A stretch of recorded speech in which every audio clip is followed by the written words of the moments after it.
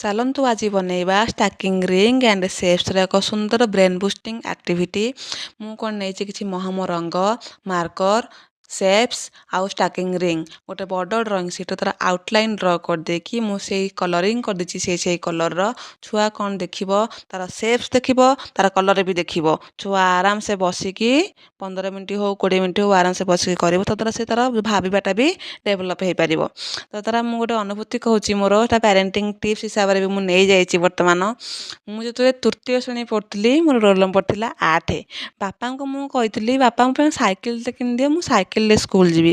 ବାପା କହିଲେ ହଉ ଠିକ୍ ଅଛି କିଣିଦେବା, ତୁ ଚତୁର୍ଥ ଶ୍ରେଣୀ ଗଲାବେଳକୁ ତୋ ରୋଲ୍ ନମ୍ବର 1 କି 2 ହେଇଯିବ, ତୋ ପାଇଁ ସାଇକେଲଟେ କିଣିଦେବା।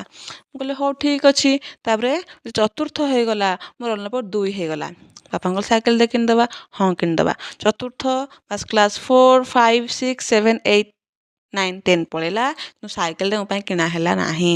ସାଇକେଲଟା କେତେବେଳେ କିଣା ହେଲା, ଯେତେବେଳେ ମୁଁ +2 ଗଲି ସାଇକେଲଟା କିଣା ହେଲା। ତଦ୍ୱାରା ମୁଁ ଭାବିଲି ଯେ ଭଗବାନଙ୍କୁ ଯାହା ମାଗୁଛେ ଆମେ, ଆମକୁ ଦେଉନାହାନ୍ତି। ଯେତିକି ଦରକାର ସେତିକି ଆମକୁ ଦିଆହେଉଛି। ତେଣୁ ତମମାନେ ଜାଣିଛ ଯେ ତମ ଛୁଆର କ'ଣ ଦରକାର ଆଉ କ'ଣ ଦରକାର ନୁହେଁ। ଛୁଆ ଡିମାଣ୍ଡ କଲା, ଛୁଆ ଯଦି ଡିମାଣ୍ଡ କରୁଛି ସାଙ୍ଗେ ସାଙ୍ଗେ କିଛି ଦିଅନ୍ତୁନି। ଡିଲେ ଦ ଗ୍ରାଟିଫିକେସନ୍। ଛୁଆ ଯାହା ବି ଡିମାଣ୍ଡ କଲା ଟିକେ ତାକୁ ଡିଲେ କର, ତାକୁ ଟିକେ ଘୁଞ୍ଚେଇ ନାଅ, ମାସ ହଉ ବର୍ଷ ହଉ, ତା ଦରକାର ଦିଅ। ଛୁଆଙ୍କ ଷ୍ଟଡି ମେଟେରିଆଲରେ ଦେବ, କିନ୍ତୁ ଅଲଗା ଯେଉଁ ଜିନିଷ କମ୍ଫର୍ଟେବଲ୍ ଜିନିଷ ତାକୁ ଦେବ ନାହିଁ। ତା ଦ୍ୱାରା କ'ଣ ହେବ, ଛୁଆ ଜାଣିବ ଜିନିଷର ମହତ୍ତ୍ୱଟା। ଆଉ କ'ଣ ସବୁବେଳେ ହଁ କରି ଚାଲିଲେ ଛୁଆ ନାହିଁ ଶୁଣିବା ଶିଖିବନି। ତ ଏଇଟା ହେଲା ମୋର ଗୋଟେ ପ୍ୟାରେଣ୍ଟିଂ ଟିପ୍। ଆପଣମାନଙ୍କୁ ଭଲ ଲାଗିଲେ ନିହାତି କମେଣ୍ଟ କରିବେ, ସେୟାର କରିବେ ଆଉ ଲାଇକ୍ଟେ ନିହାତି କରିବେ। ଦେଖନ୍ତୁ ଶ୍ରୀ ଆରାମସେ ବସିକି ସବୁ କରିଦେଇଛି।